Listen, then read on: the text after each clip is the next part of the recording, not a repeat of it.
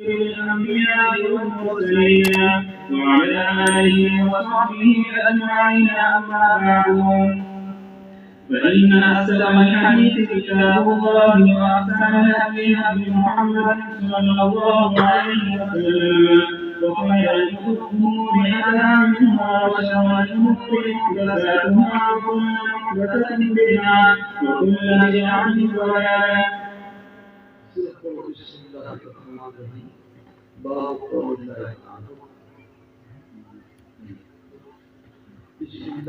بسم الله الرحمن الرحيم.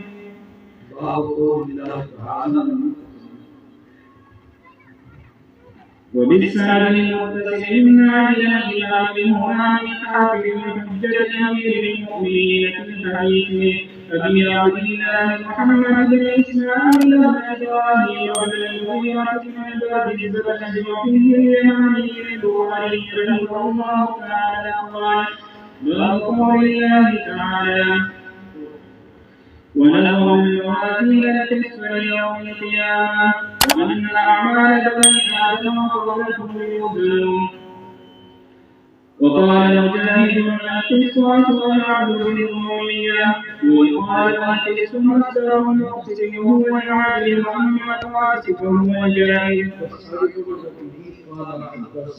وبه قال حدثنا أحمد بن أشهاب قال حدثنا محمد بن فضيل عن عمارة بن قعقاع عن أبي زرعة عن أبي هريرة رضي الله تعالى عنه قال النبي صلى الله عليه وسلم: كلمتان حبيبتان إلى الرحمن خفيفتان على اللسان ثقيلتان في الميزان، سبحان الله وبحمده سبحان الله العظيم.